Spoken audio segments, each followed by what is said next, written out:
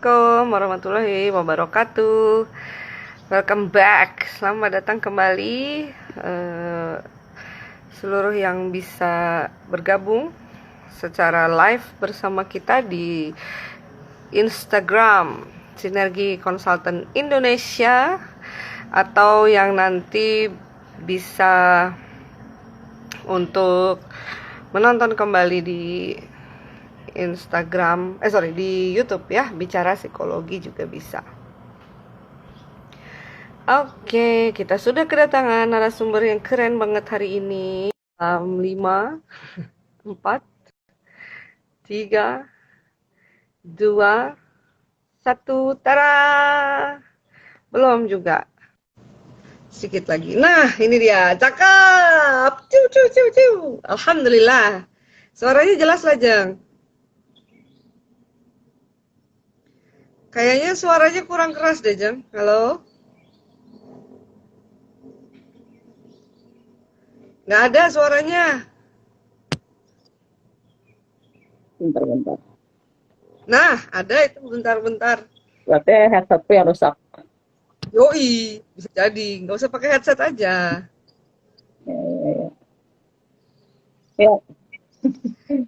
Oke, Assalamualaikum, Jeng. Waalaikumsalam warahmatullahi wabarakatuh. Alhamdulillah, ini kita baru mulai dan sudah 24 orang yang join. Sebagian ini dari Banjarmasin, ada juga ini dari Jogja.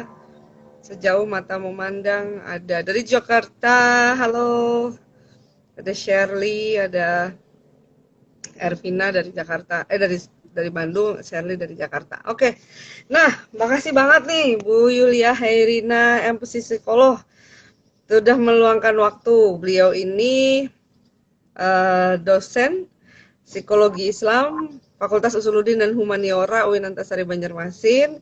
Selain itu beliau juga ketua program studi Psikologi Islam Fakultas Usuluddin dan Humaniora UIN Antasari Banjarmasin, plus pengurus Asosiasi Psikolog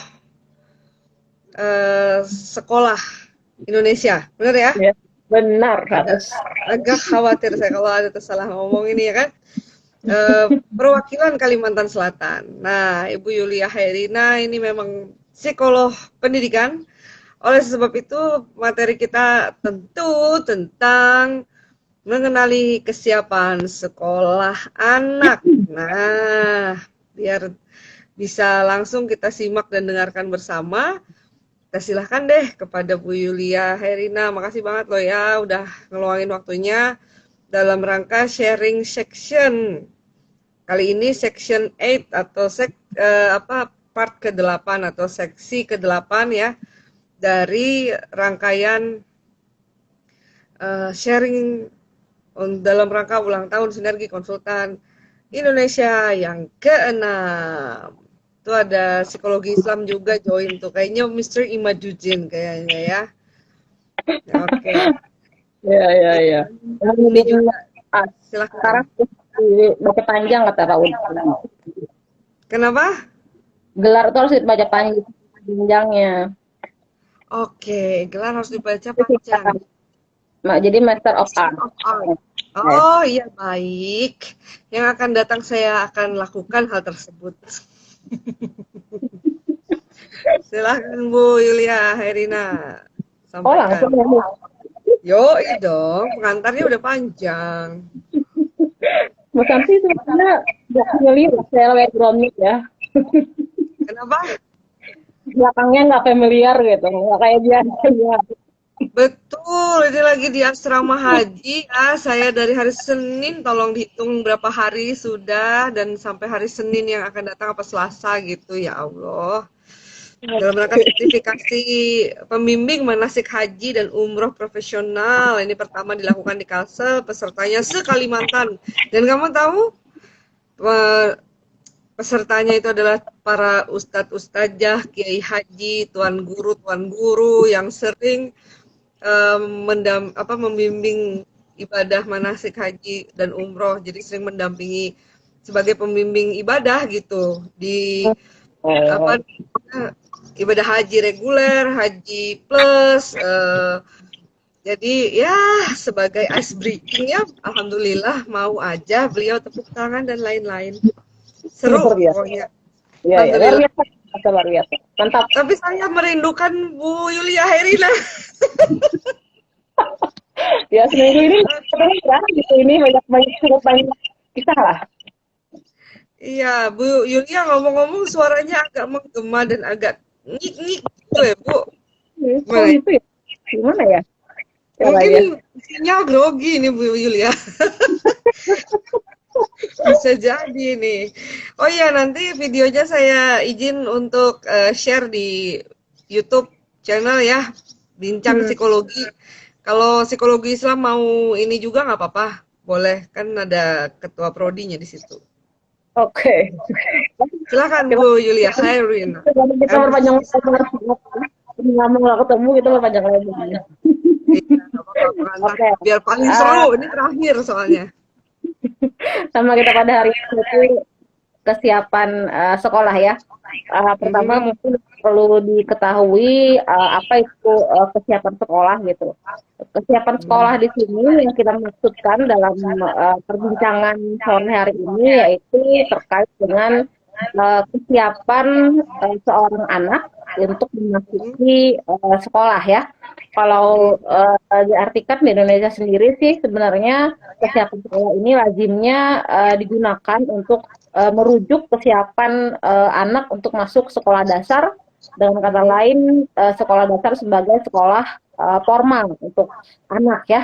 Jadi masa transisi dari sekolah atau masa TK itu masuk ke sekolah dasar sebagai sekolah formal. Dan tentunya ketika memasuki sekolah dasar itu adalah masa-masa istilahnya sebutannya masa transisi gitu, masa-masa transisi dari taman kanak-kanak ke sekolah dasar.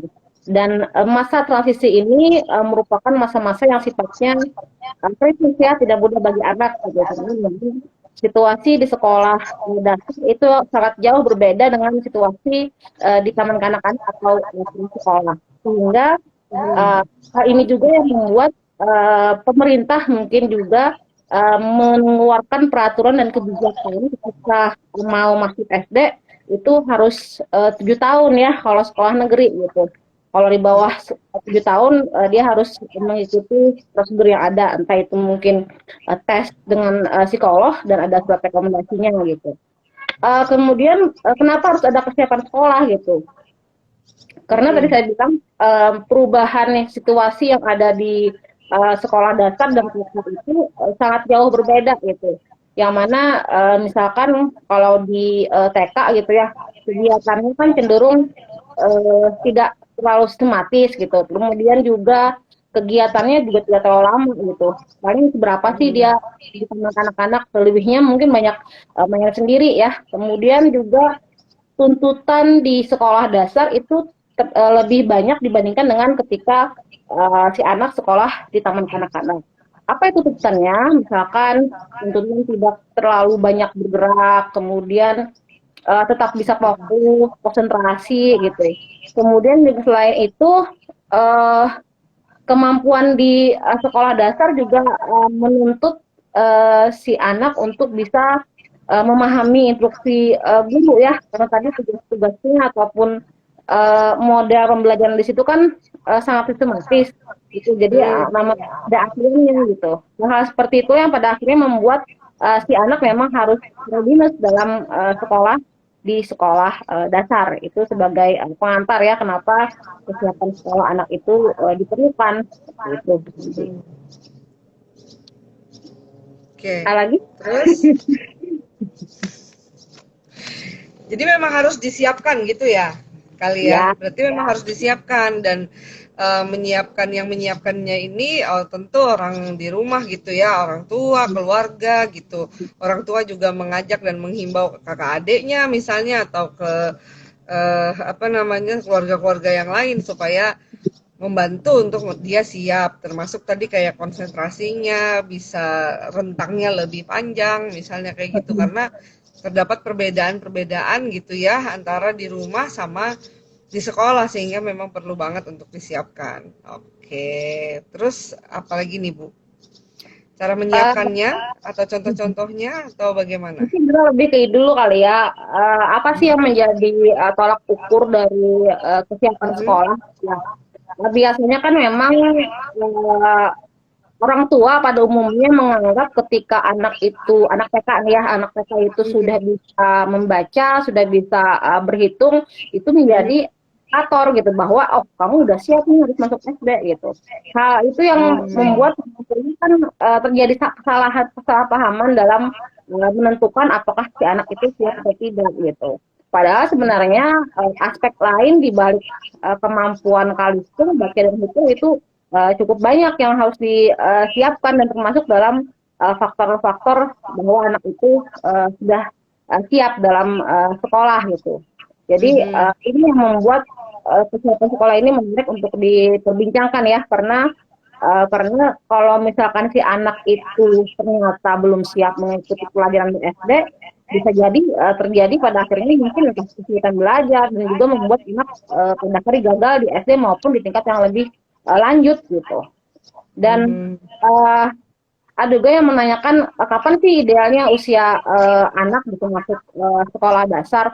Apakah memang patokan 7 tahun itu menjadi indikator dari kesiapan sekolah? Ya, kalau memang secara perkembangan anak di usia 7 tahun itu sudah dikatakan siap untuk sekolah. Tapi ya banyak hal itu yang bisa dilihat dari kesiapan sekolah anak tersebut tidak cukup bisa aja sih orang tua memperhatikan apa observasi gitu ketika dia 7 tahun apakah dia emang sudah siap misalkan dengan apakah si anak udah bisa mandiri udah bisa jauh dari orang tua secara emosi secara sosial juga udah bisa dilepas gitu itu dianggap Mhm. sudah siap kalau catatannya 7 tahun tapi ketika di bawah 7 tahun berarti dia harus mengikuti tes gitu ya kalau misalkan lebih praktis sebenarnya ikut tes kesiapan sekolah gitu sehingga tahu yang mungkin perlu dioptimalkan dalam kesiapan sekolah tersebut.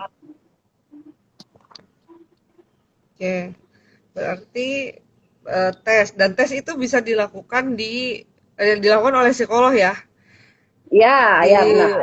UIN Antasari kita ada untuk tes itu namanya PSTPI ya, Pusat Ya, Studi ya, dan ya. Terapan Psikologi Di sinergi Islam. juga Itu ada milik ya. Studi Mm-mm. apa?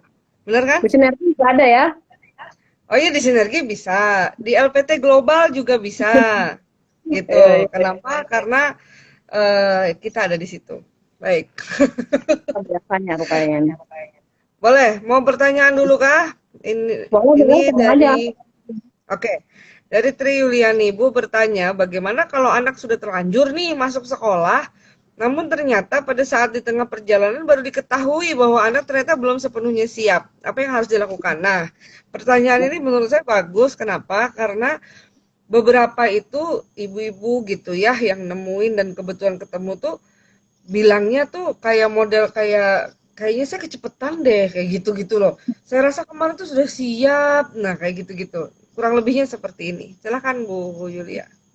Kalau memang ternyata di perjalanan dia untuk dinyatakan siap atau tidak siap gitu ya untuk sekolah di sekolah dasar itu sudah berada di tengah jalan yang bisa dilakukan sebenarnya sih ini dikomunikasikan dengan pihak sekolah ya apa Mhm. yang bisa dilakukan gitu apakah memang si anak harus tetap tinggal di tingkat yang sama gitu atau dinaikkan di level yang berikutnya gitu dengan catatan ya misalkan orang tua membantu untuk mengoptimalkan kesiapan sekolahnya gitu di rumah gitu Mhm. sehingga ketertinggalan itu bisa dikejar gitu ya. Jadi ini tuh sebenarnya butuh kesepakatan antara pihak sekolah dan juga pihak orang tua dalam proses simulasi untuk aspek-aspek kesiapan sekolah yang dimiliki oleh anak seperti itu. Oke, bagus sekali. Keren. Karena memang misalnya gini, dia anaknya nggak sampai umurnya masih belum sampai, terus kemampuan apa namanya keterampilannya juga masih terbatas tapi dia tuh pengen banget sekolah gitu karena apa namanya temen-temennya di sekitar lingkungan rumahnya dan seterusnya itu pada sekolah gitu itu gimana baiknya Bu Yulia. Umurnya belum nyampe ya? Misalnya dia masih 6,5 tahun atau 6 tahun 3 bulan, misalkan kayak gitu. Kalau zaman dulu sih bisa aja kan ya, tapi sejak ada Ya, peraturan ini kan nggak boleh. Lalu ya. dia memilih untuk sekolah swasta gitu, yang Mm. notabene lebih agak sedikit kendor Lebih gitu longgar. ya, Nah, ya aturan. sebenarnya kalau di swasta mungkin lebih fleksibel ya, tidak terlalu ketat dengan aturan yang sudah ada di kementerian gitu.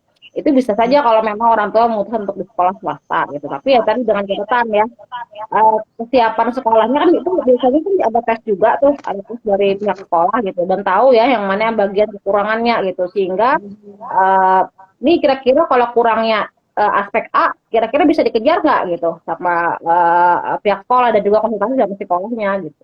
Kalau memang dirasa dia masih bisa karena tadi dengan catatan dia motivasi yang kuat, kemudian kebutuhan akan sekolah itu tinggi, ya bisa saja sebenarnya sih diusahakan gitu. Ya, ya, ya, benar banget. Berarti sebenarnya tergantung dari sekolah itu, dan biasanya kalau di sekolah ada standar tertentu untuk tesnya gitu kan ya. Hmm? Jadi tergantung lagi mereka bisa apa enggak gitu untuk itu. Nah, kalau misalnya nih ada orang tua bilang, udah anakku titip aja, model kayak gitu tuh masih musim nggak sih zaman sekarang anak tuh dititip-titip gitu.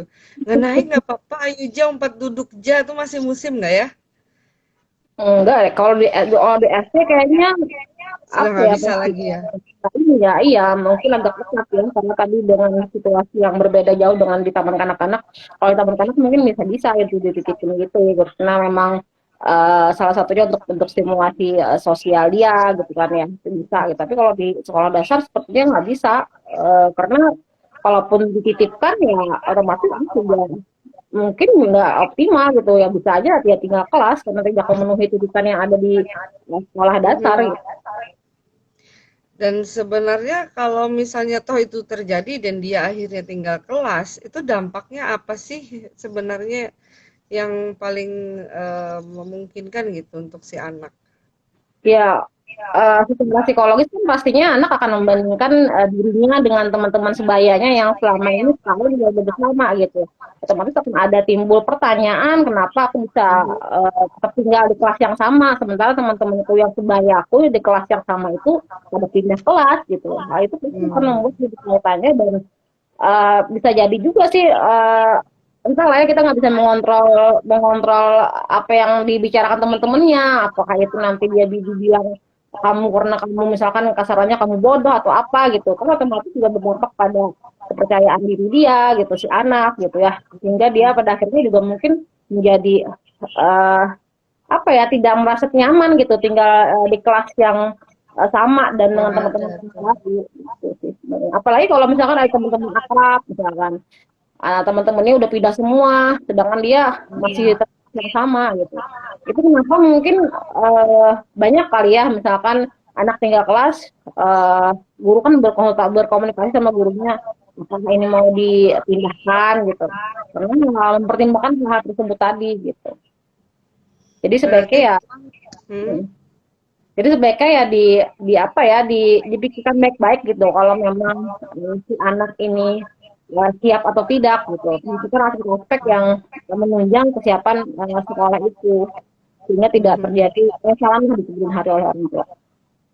Betul, karena waktu nggak bisa diputar lagi dan ketika ada memori yang negatif di dalam diri anak itu pun menghapusnya nggak gampang gitu ya. Ya, Mending preventif seperti yang tadi disampaikan Bu Yulia bahwa baiknya memang harus disiapkan terlebih dahulu. Dan idealnya itu kapan sih menyiapkannya tuh? Teman-teman eh, yang lain boleh kasih pertanyaan ya di kolom komen, silakan. oke. Ya, silakan. Sebenarnya kalau ditanya kapan untuk dinyatakan atau mempersiapkan kesiapan sekolah ya. Kesiapan Mhm, sekolah ini kan sifatnya bukan instan ya. Kalau mhm, memang orang tua sudah memang umur anak sudah mendekati untuk masuk sekolah dasar dari jauh-jauh hari sudah disiapkan gitu. Kan aspek-aspek kesiapan sekolah itu lumayan banyak loh ya. Pertama kan aspek fisik, itu ada motorik kasar, kemudian juga motorik halus gitu ya. Kemudian juga hmm, ada aspek kognitif terkait dengan persepsi persepsi dia gitu kan ya. Kemudian juga aspek sosial, aspek emosi, itu yang perlu dipersiapkan dan perlu pada akhirnya diberikan stimulasi oleh orang tua jauh-jauh hari. Jangan sampai kadang juga orang tua menganggap dia bisa aja nanti 27 tahun dia juga bisa gitu. Itu pemikiran yang Ya, salah benar. gitu. Berarti memang diperlukan stimulasi untuk bisa mengoptimalkan potensi-potensi yang ada dalam diri anak termasuk dari kesiapan sekolah itu sendiri. Seperti itu. Hmm, iya. Dan bersyukurlah gitu ya bagi orang tua yang dia tidak mempersiapkan apa-apa, anaknya udah siap. Kan Iya, banyak juga kayak gitu karena kan kan ya. ya kita kan masing-masing anak tuh berbeda-beda gitu. Tidak bisa kita Hmm. pukul rata gitu ya. Mungkin ada anak-anak yang memang memiliki bawaan dia memang Hmm. udah punya bakat gitu ya atau punya pembawaan kemampuan yang baik gitu atau kemampuannya baik dari segi kognitif dan sebagainya sehingga tanpa distimulasi apapun dia udah bisa sendiri gitu. Tapi ada juga Mhm. anak-anak yang memang memerlukan stimulasi dari orang tua sih untuk mencapai optimalisasi itu. Mhm. Dan pada umumnya memang anak-anak membutuhkan stimulasi, karena dari situ Ya, dia mempelajari sesuatu kan gitu ya. ya Jarang yang tidak di kan tidak mhm. bisa sifatnya mendadak gitu, tidak bisa Betul. mungkin dilakukan hanya 1 atau 2 bulan sebelum dia masuk sekolah dasar gitu ya. Karena Nggak bisa ya. ya kebanyakan gini, kebanyakan kan kalau dari kasus-kasus yang ada Mhm. kesiapan sekolah itu ukurannya bisa baca tulis hitung gitu. Dan itu Kalistung ya. lebih penting dari mempersiapkan kesiapan sekolah dalam kata kematangan sekolah sendiri gitu atau kesiapan Mhm. sekolah sendiri gitu. Mhm. Baik. Ini ada pertanyaan berikutnya Bu Yulia dari Wafa Yuzaina ya. Mhm. Sekarang untuk masuk SD di beberapa sekolah anak-anak sudah harus bisa membaca, setidaknya mengeja. Bagaimana Bu tanggapan Pian? Apakah secara psikologis anak sudah siap untuk itu? Ini asumsinya di usia 7 tahun masuk SD ya. Harus sudah bisa Oke, membaca minimal mengeja. oke. Sebenarnya sih bukan masalah dia bisa membaca atau bisa berhitung ya. Sebenarnya metode yang digunakan untuk bisa baca, tulis dan hitung itu yang perlu diperhatikan gitu. Kalau memang mau ngajarin anak pun memang kalau memang mau baca, tulis dan hitung sejak dini sejak 2 tahun dia juga nggak apa-apa sebenarnya. Tapi model untuk mengajari dia itu yang perlu diperhatikan, bukan dengan sifatnya yang ayo nak kita belajar duduk gitu istilahnya ya. Seperti pada umumnya anak-anak SD umur umur kelas 3 sampai kelas 6 gitu duduk gitu nggak bisa gitu ya bisa aja sebenarnya di model atau mungkin di metode dia kan anak-anak itu pada umumnya bermain ya jadi mengenalkan huruf mengenalkan baca tulis itu ya dengan sebuah permainan yang menarik gitu sehingga anak merasa bukan sebuah beban psikologis yang membuat anak juga pada akhirnya ketika terjadi pemaksaan itu ya pada akhirnya anak sudah antipati duluan sama baca tulis dan hitung. Jadi sebenarnya bisa aja dipersiapkan untuk baca tulis dan hitung kalau memang kadang-kala sekolah juga tidak bisa kita intervensi ya. Kita mau masuk sekolah A nih, sementara dia juga punya syarat untuk bisa baca tulis dan hitung gitu. Kita udah tahu nih jauh-jauh hari bahwa si sekolah itu memiliki syarat itu gitu dan kita juga menyiapkan anak kita tapi dengan catatan menyiapkannya dengan model yang sesuai dengan usia anak seperti itu. Hanya jeda. Sorry, sudah kelihatan belum akunya? Kamu kelihatan cuma nggak bergerak, Oh gitu ya. putar-putar. Ya. Untungnya kamu nggak mangap ya dalam kondisi senyum gitu. Aduh, maaf banget nih tadi kepencet apa namanya terpencet gitu. Oke, masih berputar-putarkah aku? Masih. Masih. Ya aku nggak apa-apa lah berputar-putar. Yang penting kamu nggak pusing, jangan. Oke. Tapi kalau yang aku tangkap nih ya dari pertanyaannya Wafa, apa kayaknya tuh maksudnya dia sekarang kan masuk SD itu beberapa sekolah harus sudah bisa baca gitu. Nah menurut eh, apa Jeng Yul nih setuju nggak dengan hal itu gitu? Bisakah secara psikologis tuh siap kayak gitu loh? Oh, ya Secara sebenarnya psikologis sih kalau anaknya tuh secara gimana gitu? kalau misalkan secara psikologis sebenarnya sih salah juga ya memaksa si anak gitu dengan pertimbangan syarat masuk sekolah supaya gurunya nggak terlalu capek untuk bisa ngajarin anak baca tulis dan hitung gitu. Hmm, Sebenarnya kalau bisa ditanya apakah si kalau itu mensyaratkan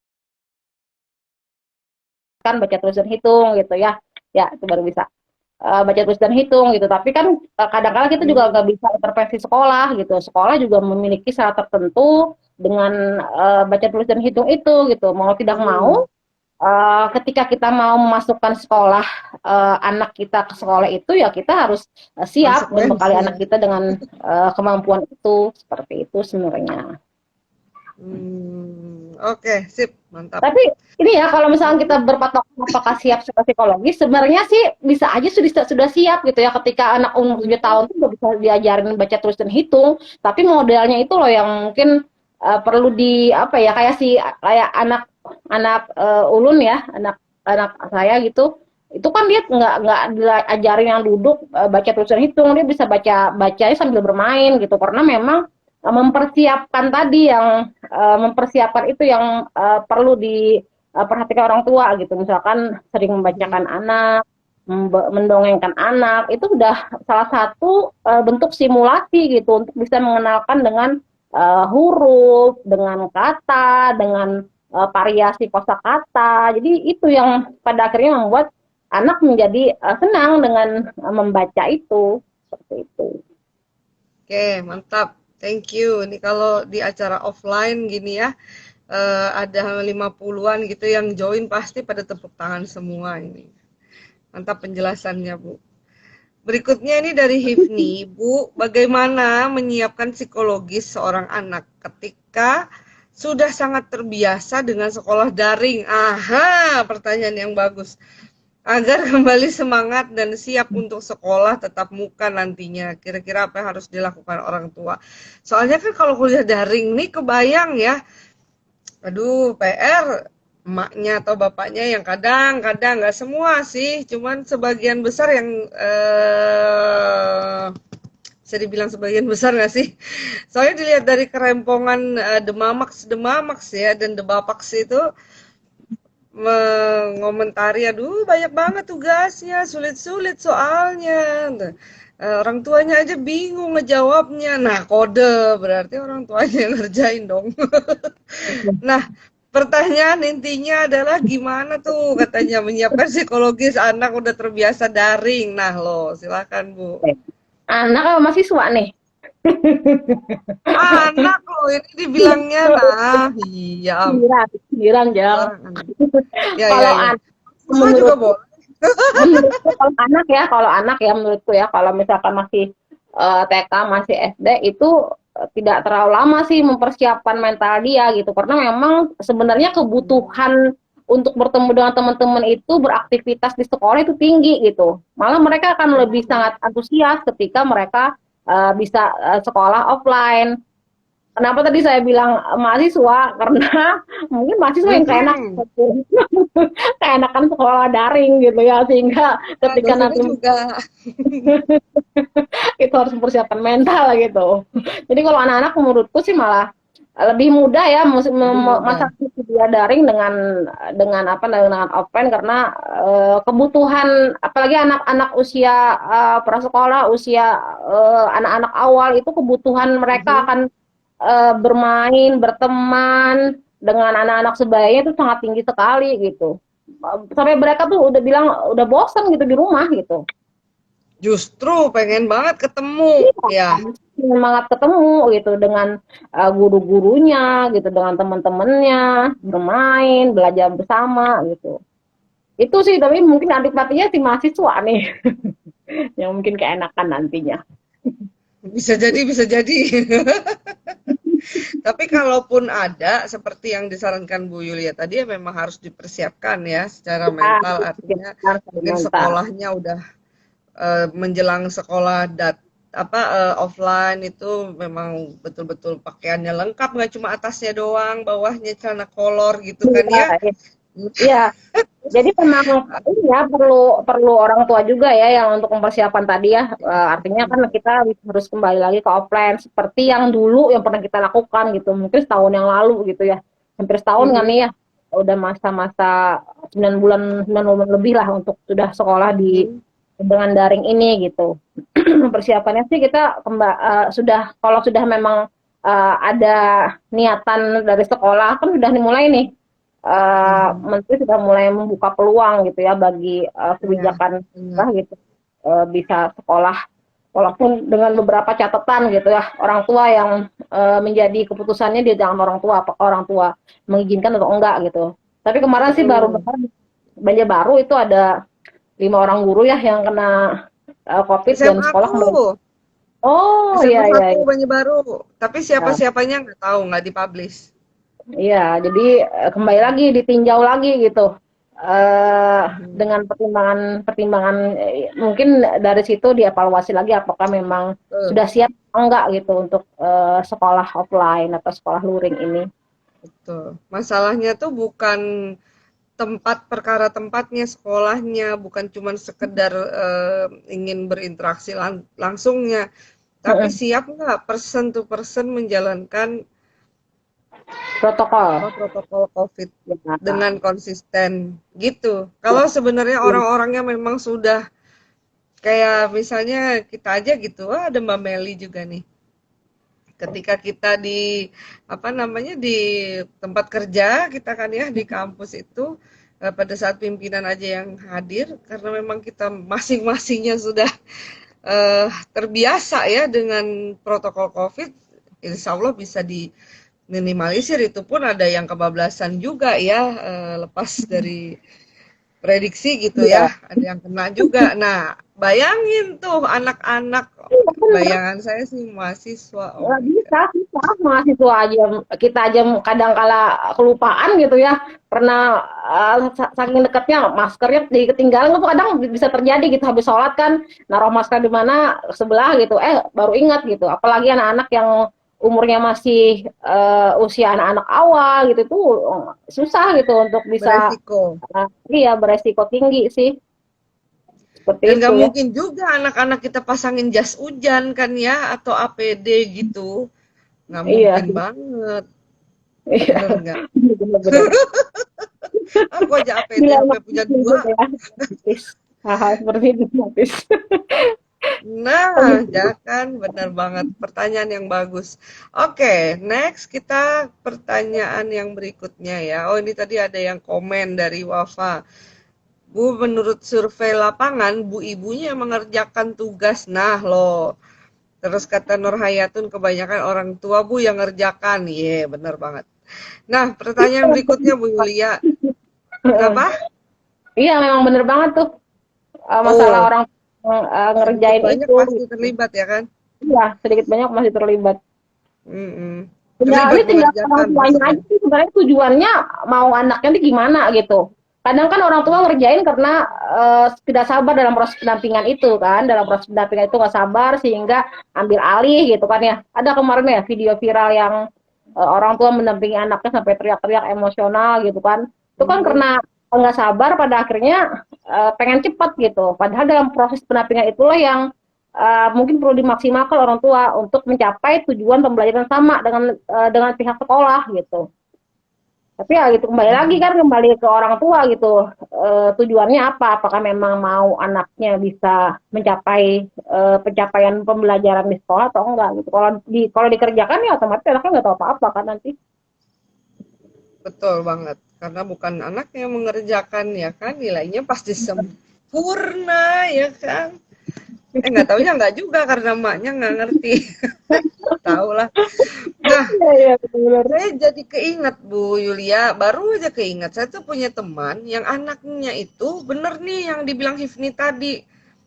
Anaknya tuh nggak mau ngerjakan tugas lagi, nggak mau lagi sekolah daring, nggak mau.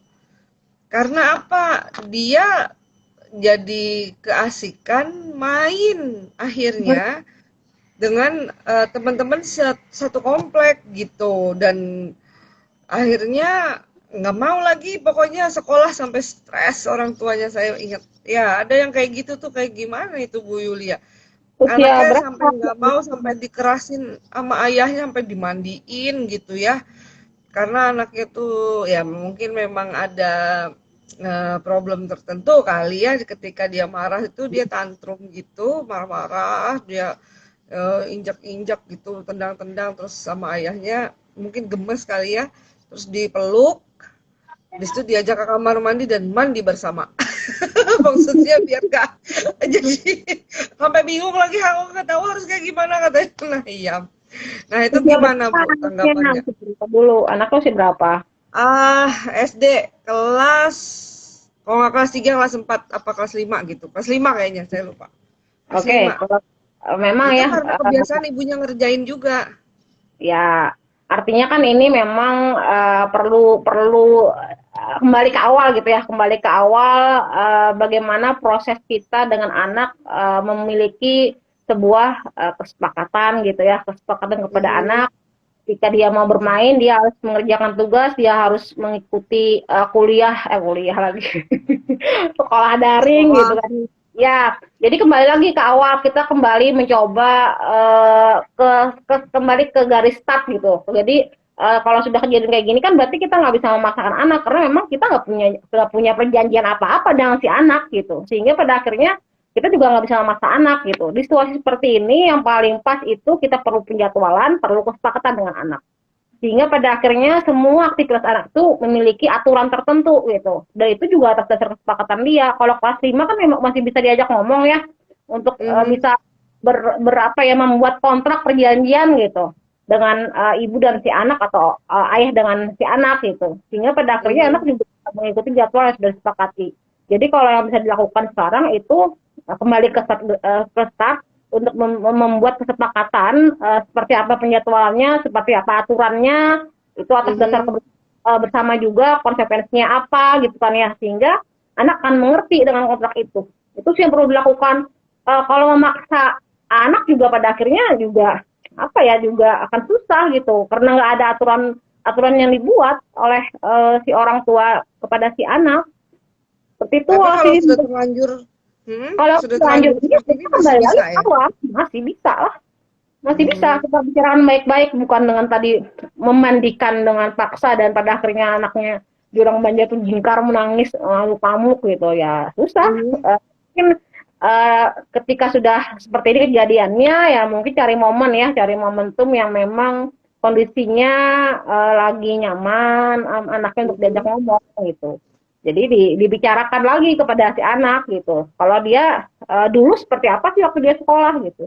Jangan-jangan Mhm. ini emang bawaan dia waktu sekolah yang kayak gini juga? Enggak ya. Enggak. Sebelumnya nggak Nah, pernah kayak gitu karena kelamaan nggak sekolah, terus kasihkan dia main sama temen-temennya karena pikir orang tua kan ya dia bosen di rumah udah deh nggak apa-apa terus sekomplek ini gitu. Ternyata malah jadinya kasihkan dan nggak mau sekolah lagi gitu.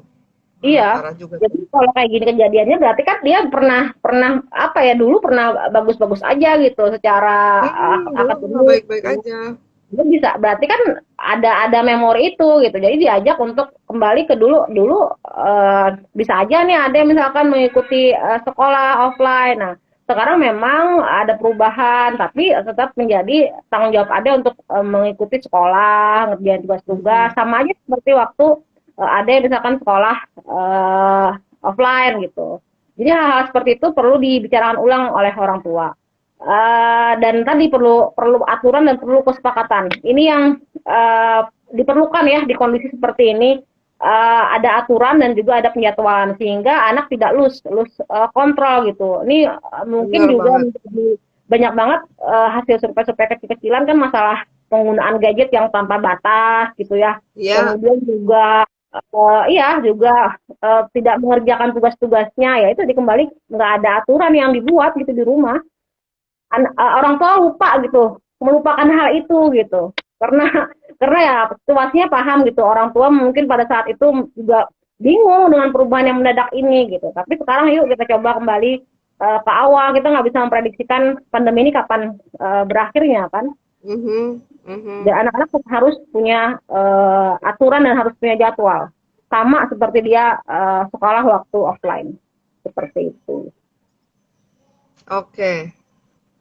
Ini ada komen dari Mbak Meli, tapi menurut survei saya kecil-kecilan.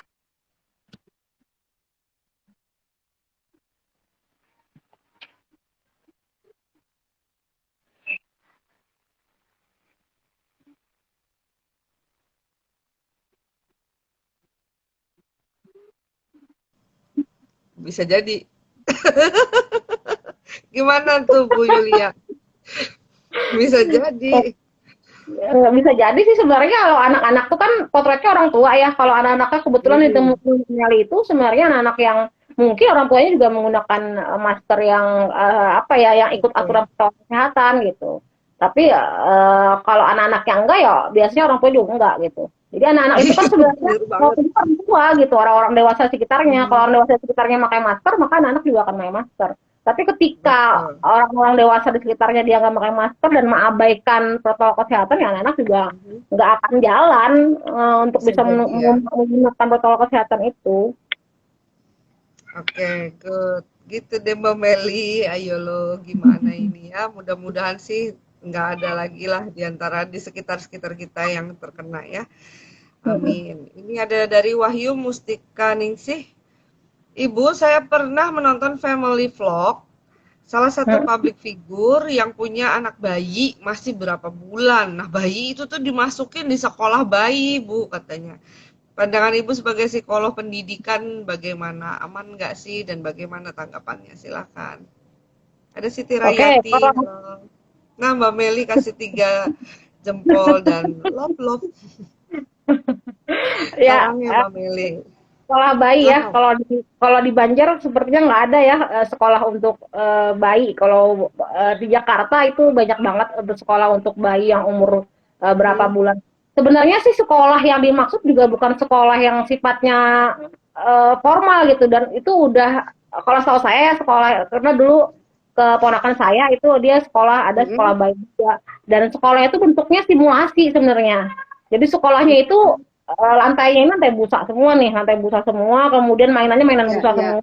Anak disediakan merangkak, tapi didampingi ya, didampingi dengan teachernya, kemudian orang tua juga ada di situ. Jadi bentuknya Hmm, simulasi sebenarnya, dan kebanyakan kalau anak bayi itu simulasinya simulasi motorik biasanya, motorik halus, kemudian motorik kasar.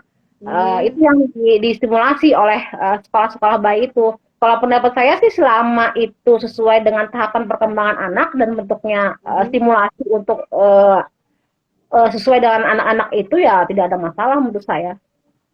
Oke.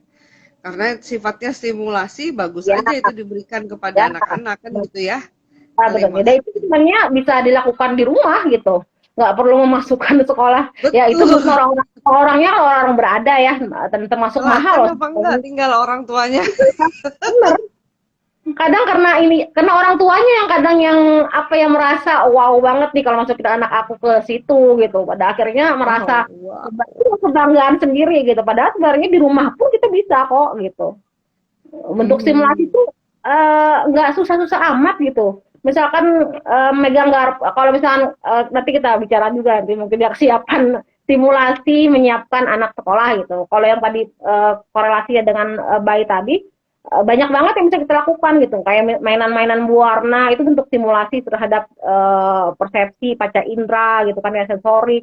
Kemudian benda-benda kasar, benda-benda yang berbulu, itu juga bentuk simulasi sebenarnya kalau untuk anak bayi ya, seperti itu Mhm. sih. Jadi sebenarnya nggak ada masalah dan bagus aja Nggak gitu. ada Cuman masalah, pada bagus aja. dasarnya sih semua bisa Selama orang dilakukan tuanya sendiri. punya, iya, selama orang tuanya punya cuan kan untuk bisa anak sekolah di situ, ya nggak masalah sebenarnya, malah bagus. Betul. Malah bagus, malah attachment atau kelekatan antara orang tua dan anak jadi lebih kuat gitu kan Ya, ya, karena kita sendiri yang pegang. Cuma kuncinya ada enggaknya waktu dan telaten enggaknya orang tua gitu nah, kali. Oke, silakan kalau ada yang mau tanya lagi teman-teman yang udah join di sini. Apa ini mungkin siapa nih namanya si Siti Raiyati mungkin nanti babynya mau disekolahkan atau sekolah sendiri aja. Nanti caranya minta diajari Bu Saya Yulia. pengen juga punya sekolah kayak di luar di Jawa-Jawa itu cuma mahal, fasilitasnya kan mahal yang fasilitas. Karena pernah diajakin ke sekolah itu kan, dulu pernah diajakin sekolah sama adik iparku tuh sekolah bayi gitu. Jadi semua ini memang busa semua gitu. Kemudian fasilitasnya memang bagus gitu sesuai dengan standar untuk usia anak segitu gitu. Dan sebenarnya Mhm. keren juga nih kalau ada di Banjarmasin gitu. Tapi ya kembali lagi membutuhkan biaya yang sangat banyak sih untuk bisa menyediakan sekolah itu gitu. Bener banget dan nggak semua dan pelatihan untuk teachernya itu juga kali nggak Iya gampang kan benar. ya? Nah, Betul mereka tuh banget juga karena di global tuh, tapi itu anak-anak usia berapa tuh yang kemarin usia prasekolah kan untuk simulasi-simulasi itu. Itu nah sebenarnya itu bisa inspirasinya dilakukan lagi itu. iya, iya Jadi benar. kesiapan sekolah bisa Iya, dilakukan di LPT benar Global. tuh. Iya benar. Biasanya ada programnya ya Jeng ya. Iya, iya, iya. Sebulan Iya, kah rasanya benar. kayak bulan Ramadan kayak gitu. Iya, kemarin. Nah, bentuknya sebenarnya itu simulasi sebenarnya sih simulasi yang diperlukan. Hmm. Kan kalau aspek-aspek sekolah ini kan simulasinya simulasi kesiapan fisik, kesiapan kognitif, sosial dan emosi gitu. Itu yang perlu dipersiapkan gitu. Misalkan kayak Fisik, kesiapan emosi, fisik, emosi, eh, kognitif, kognitif dan fisik, tiga macam. fisik, Psikomotor, fisik itu masuk motorik. Fisik itu kan motorik halus, oke, motorik kasar, kasar, kemudian kognitif, kognitif kognitif, kemudian emosi dan afektif. sosial. Itu biasa yang disimulasi ya, disimulasi oleh orang tua kalau memang menyiapkan anak sekolah gitu. Misalkan kalau aspek motorik itu kan keterampilan yang memang melibatkan koordinasi secara fisik ya, baik itu motorik kasar, motorik halus gitu. Kalau motorik kasar ini kemampuan untuk menggerakkan otot besar dalam tubuh gitu, misalkan gerakan berlari, meloncat gitu. Selain tentunya di sekolah dasar itu akan sangat menunjang pelajar olahraga, ternyata uh, gerak ini juga apa ya berpengaruh besar terhadap proses kesiapan belajar anak ya. Ketika anak dia, keseimbangan gitu, misalnya ketika anak dia bisa berjalan seimbang itu berpengaruh besar terhadap kesiapan belajar juga ternyata gitu. Mhm. Betul, betul, betul banget. Nah, jadi itu yang harus diperhatikan, ada 4 hal dan itu stimulasinya dilakukan secara berkala terus-menerus agar mempersiapkan. Ternyata tidak kayak fisik itu nggak cuman berfungsi untuk kesehatan jasmani doang gitu ya, Iya, tapi banyak hal yang bisa iya, dilakukan. kayak kayak Hmm. kayak keseimbangan itu sangat berpengaruh besar terhadap posisi duduk kita, cara nulis kita, itu sangat besar pengaruhnya tentang terhadap kesiapan belajar, kesiapan sekolah kita gitu. Hmm, hmm, hmm, hmm. Kalau misalkan nih, kalau ditanya apa aja yang perlu dilakukan untuk stimulasi aspek-aspek itu gitu. Misalkan contohnya kalau kesiapan motorik halus di rumah itu misalkan si anak latih dengan cara makan menggunakan sendok garpu gitu kan ya. Kemudian makan sendiri dengan tangan gitu. Kemudian mengancing baju Mancing sendiri baju, gitu. Ya, mancing baju hmm, sendiri, kemudian ikat memegang sepatu, krayon, ya menggunting, kan untuk motorik-motorik halus yang bisa hmm, dilakukan orang tua untuk menyiapkan itu gitu. Kemudian juga dipantau ya, dipantau ketuntasan dia dalam menyelesaikan tugas gitu. Karena kan di SD kan ada hal itu yang diperlukan gitu, hmm. ketuntasan menyelesaikan tugas, kemudian juga uh, apa ya kematangan mental mental kognitif gitu itu juga perlu disimulasi. Tadi kalau kognitif tadi kan kayak anak saya itu di rumah misalkan tadi sering didongengkan, kemudian dia suruh menyimpulkan apa hasil dari kita bercerita gitu. Itu kan kita tahu udah tahu Hmm. itu simulasi kognitif juga gitu. Kalau Jadi emosi nggak melulu misalnya hitung ya, semua. iya perlu, Mhm. nggak perlu Jadi kan terus kalau orang tua tuh biasanya belajar, belajar itu pasti A, B, nah C, hitung iya ini kali ini tambah ini satu ini.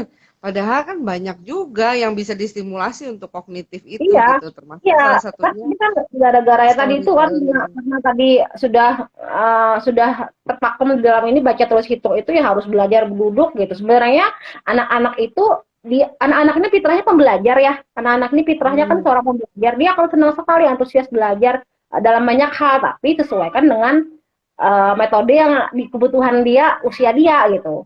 Kalau mau ngajar huruf hmm. anak ya bacain dongeng gitu kan ya, kemudian belikan buku-buku yang memiliki huruf tapi banyak gambar gitu. Kemudian kalau jalan-jalan misalkan ditanya itu warna apa, itu huruf apa, kemudian itu angka berapa. Jadi sambil main gitu untuk Iya. simulasi-simulasi Jadi dia sedikit nggak itu. berasa belajar juga ya, nggak bosen.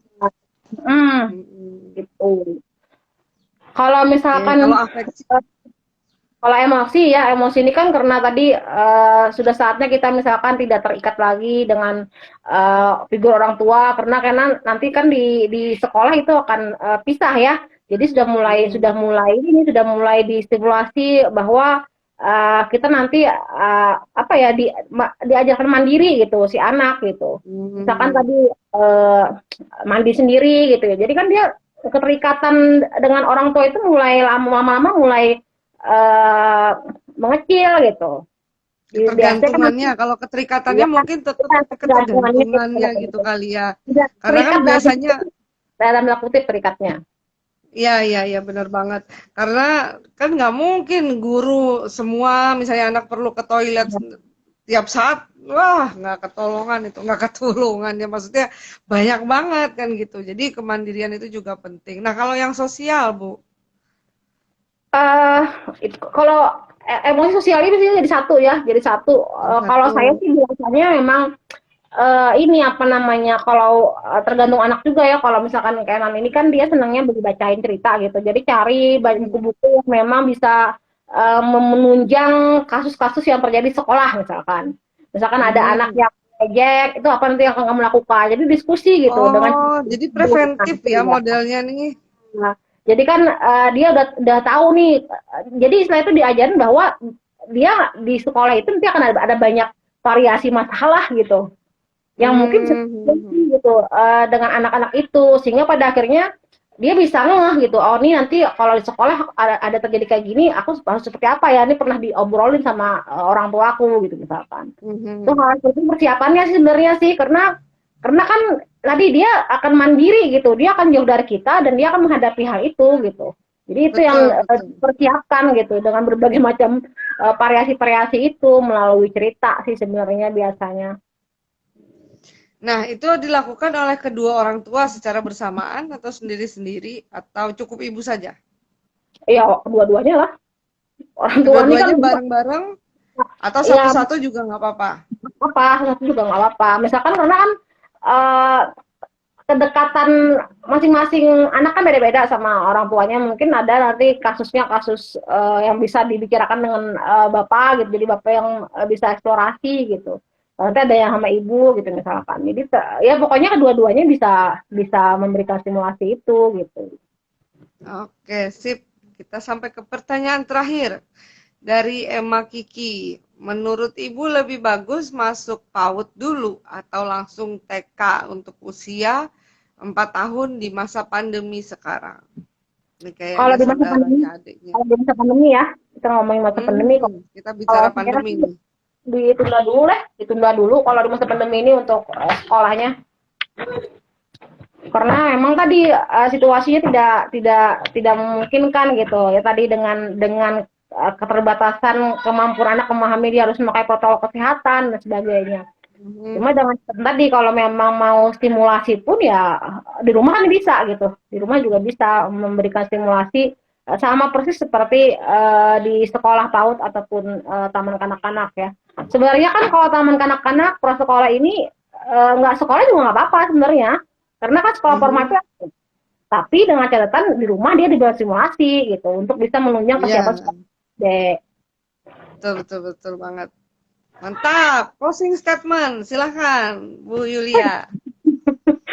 Aduh ya, closing statementnya sih pada dasarnya anak-anak itu secara fitrah dia pembelajar ya, jadi Mhm. Ini pembelajar menarik itu nih, anak-anak ya, pada dasarnya pembelajar. fitrahnya pembelajar gitu. Jadi orang tua itu istilahnya tuh hanya menyediakan fasilitas Mhm. dia untuk belajar dan Mhm. juga harus mengenali model metode apa yang tepat untuk anak itu gitu. Kalau metodenya Mhm. salah ya otomatis mematikan fitrah itu. Ya Seperti itu. Allah.